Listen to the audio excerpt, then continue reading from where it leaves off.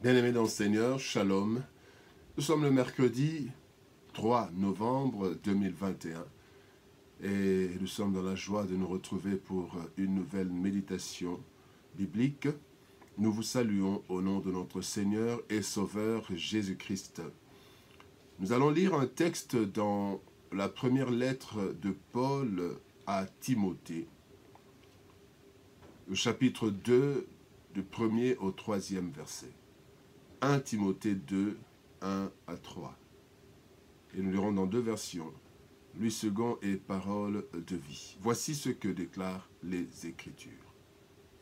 J'exhorte donc, avant toute chose, à faire des prières, des supplications et des requêtes, des actions de grâce pour tous les hommes, pour les rois et pour tous ceux qui sont élevés en dignité, afin que nous menions une vie paisible et tranquille, en toute piété et honnêteté. Cela est bon et agréable devant Dieu, notre Sauveur. Parole de vie, avant tout, je recommande ceci.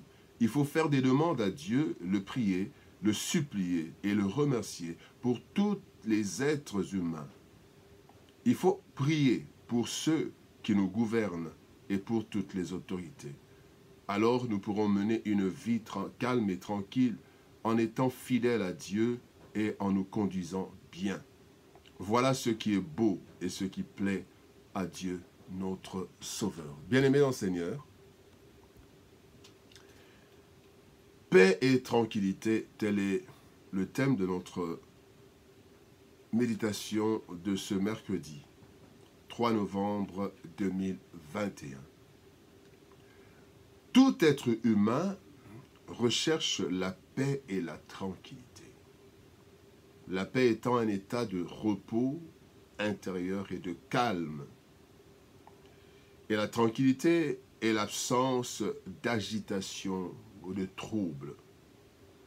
En quelque sorte, l'homme recherche une bonne vie intérieure et extérieure. Cette aspiration universelle et légitime est pourtant rare dans la société actuelle. Comment faire alors? Le texte du jour nous donne une bonne piste pour cela. La prière en faveur de tous. Cela rejoint le texte de Jérémie, chapitre 29, verset 7, qui dit « Recherchez le bien de la ville où je vous ai mené en captivité et priez l'Éternel en sa faveur, parce que votre bonheur dépend du sien. » Or, le bonheur, dans le bonheur, il y a la paix et la tranquillité. C'est le bonheur.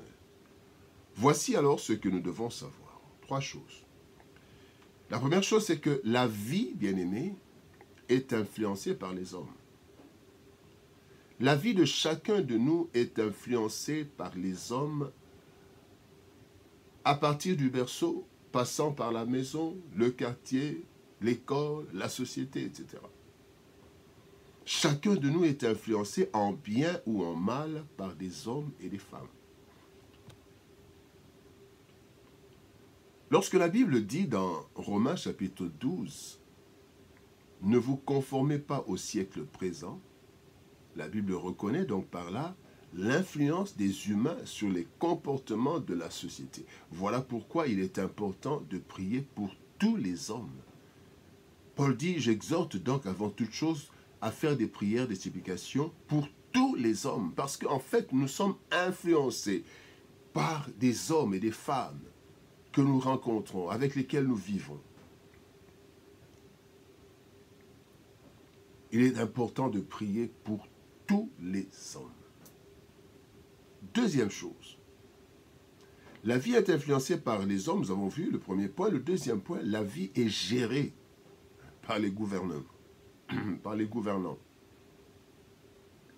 Parmi les hommes qui influencent la vie, il y a au-dessus de la pyramide les décideurs. Ici, il est fait mention du roi et des autorités. Dans nos pays, les présidents et les responsables, les ministres, les responsables administratifs, politiques, militaires. Les décisions prises dans les institutions politiques s'imposent à tous ceux qui habitent le territoire.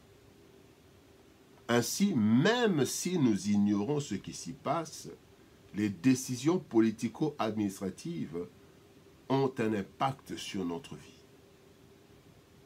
Cependant, même le roi, le président, qui est au-dessus de tout, au-dessus de tous, eh bien, il se retrouve sous le pouvoir de Dieu. Il est au-dessus de tout, mais il est sous le pouvoir de Dieu.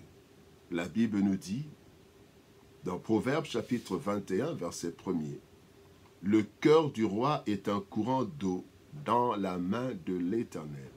Il l'incline partout où il veut. » Bien-aimés, prions pour nos décideurs, afin qu'ils ne prennent pas des décisions, bien-aimés, qui viennent nous enlever la paix et la tranquillité. Voilà pourquoi nous devons prier pour ces personnes. La troisième chose que nous voulons partager, c'est que notre piété et notre honnêteté dépendent de notre environnement. Ce que Dieu veut, bien-aimés, c'est que nous puissions mener une vie de piété et d'honnêteté. Pour cela, il est impérieux de prier pour notre paix et notre tranquillité qui vont favoriser cette vie voulue par le Seigneur. Et cette prière, bien-aimée, a quel objectif? D'abord, le bon comportement des humains. Surtout autour de nous. Le bon comportement des humains. Deuxième objectif, la bonne gestion de la cité par les décideurs. La bonne gestion par la prise de bonnes décisions. Des peuples souffrent à cause des mauvaises décisions, des mauvaises gestions des décideurs, des gestionnaires. Le troisième objectif de notre prière, c'est le salut pour tous, car tout être humain en a besoin. Les décideurs ont besoin d'être sauvés. Tous les hommes ont besoin d'être sauvés. C'est un besoin universel et nous prions pour cela. En fait, notre prière, bien-aimée, apporte la guérison du pays, comme le dit 2 Chroniques chapitre 7, verset 14.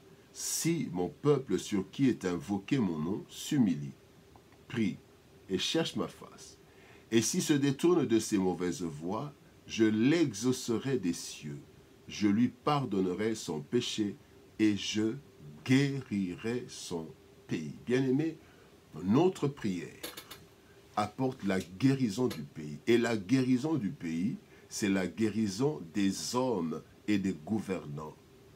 C'est le changement de mentalité, changement de comportement des hommes, changement de comportement, de mentalité des gouvernants. Et nous en avons besoin. Voilà pourquoi, bien-aimé, Paul est en train d'insister auprès de Paul. J'exhorte donc avant toute chose à faire des prières, des supplications, des requêtes, des actions de grâce. Dans Parole de vie, il dit, je vous recommande de prier, de le supplier, de demander à Dieu, de le prier, le supplier, bien-aimé. Paix et tranquillité. Bien-aimé, notre paix ainsi que notre tranquillité ont un impact certain sur notre piété et notre conduite. Cependant, cette paix et cette tranquillité sont influencées par les hommes ainsi que les décideurs dans le pays. C'est ainsi que la Bible nous exhorte de prier pour les hommes et les autorités principalement. Ces prières les influenceront et nous pourrons ainsi mener une vie paisible et tranquille, qui nous permettra de mener une vie de paix et de tranquillité, qui nous permettra de mener une vie de piété et d'honnêteté. Que Dieu nous bénisse Shalom, au revoir et à demain.